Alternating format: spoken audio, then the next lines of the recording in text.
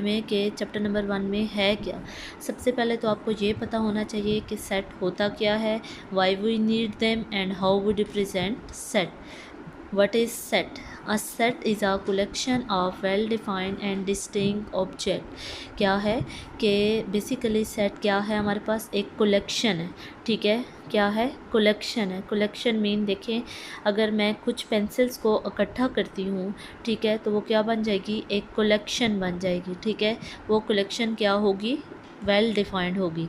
ठीक है, अगर मैं कहती हूँ कि उन पेंसिल्स में मैं कुछ बुक्स रख लेती हूँ, ठीक है, उन पेंसिल्स का जो मैंने सेट बनाया है, उन पेंसिल्स के सेट में मैं एक या दो बुक्स रख लेती हूँ, ठीक है, तो वो सेट वेल डिफाइंड नहीं रहेगा। ठीक है, क्या होगा? वो सेट वेल डिफाइंड नहीं रहेगा। ठीक है, तो सेट क्या है? बेसिकली एक कलेक्शन है जो कि क्या होनी चाहिए? वेल डिफाइंड होनी चाहिए एंड डिस्टिंक्ट होनी चाहिए।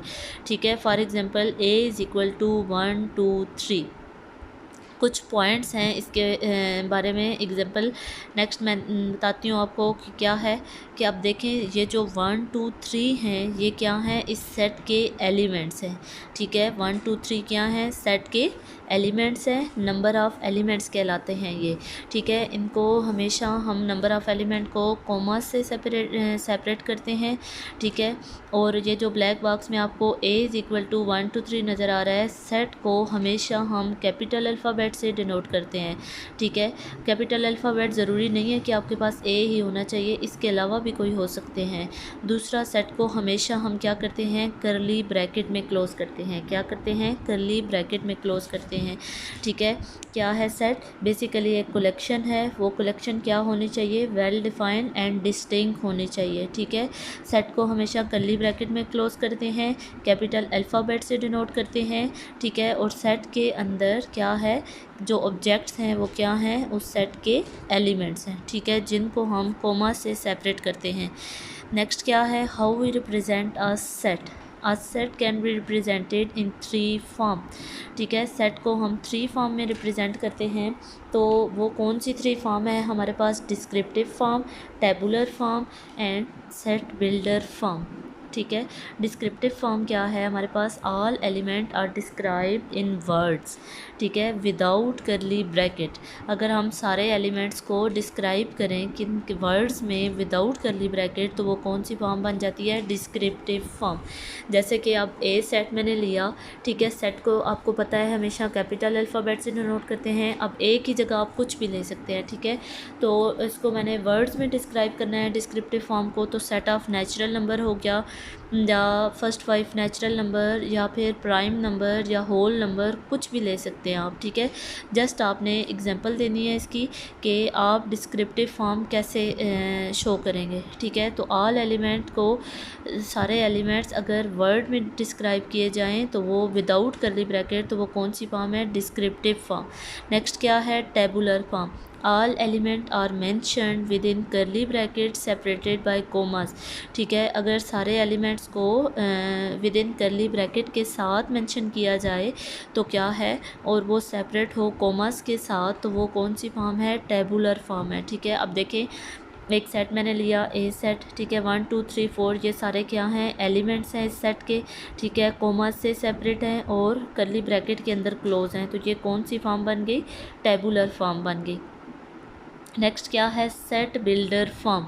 अ set is written in form of rule. ठीक है, एक रूल के फॉर्म में जो आप सेट को लिखते हैं वो क्या है? Set builder form. कैसे? एक्स सच दैट एक्स, ठीक है, एक्स सपोज कोई भी नंबर है, ठीक है, वो क्या है? नेचुरल नंबर है, एंड एक्स जो है, आपने कोई भी जो नंबर लिया है वो लेस दैन 6 है। ठीक है, इट्स मीन 6 से लेस दैन जो नंबर हैं वो क्या है? Natural number. ठीक है, x is natural number and x less than 6।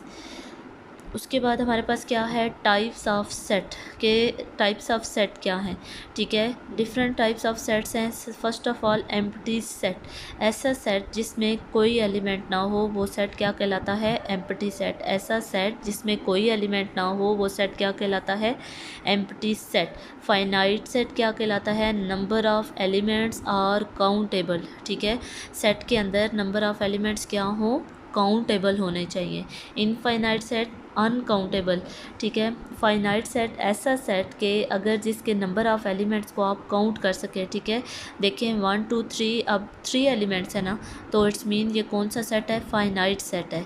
Infinite set में देखें 1 2 अप टू सो ऑन, आपको नहीं पता कि कितने इसमें नंबर ऑफ़ एलिमेंट्स हैं, तो इट्स मीन ये कौन सा सेट है, इनफाइनाइट सेट है। नेक्स्ट क्या है, number 4 disjoint set. Disjoint set है कि नो कॉमन एलिमेंट्स। ठीक है, हमने 2 सेट लिए, अब देखें 1 2 3 एंड बी सेट लिया 4 5 6, तो इन दोनों सेट में क्या है, कोई ऐसा एलिमेंट नहीं है जो कॉमन हो, तो ये कौन सा सेट है, ये कौन से सेट है, दोनों डिसजॉइंट सेट है। ओवरलैपिंग सेट क्या है, एटलीस्ट 1 कॉमन एलिमेंट क्या होना चाहिए, एटलीस्ट 1 से ज़्यादा भी हो सकते हैं, लेकिन एटलीस्ट 1 आपके पास एलिमेंट जो है वो कॉमन होना चाहिए। तो ए और बी सेट में क्या कॉमन है, 3 कॉमन है। ठीक है, इक्वलेंट सेट क्या है, इक्वल नंबर ऑफ़ एलिमेंट्स। ठीक है, इक्वलेंट सेट मतलब कि आपने 2 सेट लिए या 3 सेट लिए, उसमें नंबर ऑफ़ एलिमेंट्स का होना ज़रूरी है। ठीक है, इक्वल होना ज़रूरी है। क्या है, ए सेट में 1 2 3 नंबर ऑफ़ एलिमेंट्स हैं, and B set A B C, इसमें भी कितने नंबर ऑफ़ एलिमेंट्स हैं, 3 नंबर ऑफ़ एलिमेंट्स हैं। ठीक है, तो इक्वलेंट सेट क्या है, नंबर ऑफ़ एलिमेंट्स का इक्वल होना ज़रूरी है। तो क्या है, ए और बी दोनों सेट में नंबर ऑफ़ एलिमेंट्स क्या हैं, इक्वल हैं, इक्वल सेट। ठीक है, अब इक्वलेंट और इक्वल को आपने मिक्स नहीं करना। इक्वलेंट में नंबर ऑफ़ एलिमेंट्स का इक्वल होना ज़रूरी है, लेकिन इक्वल सेट में क्या होना चाहिए, एलिमेंट्स का इक्वल होना, एलिमेंट्स का सेम होना ज़रूरी है।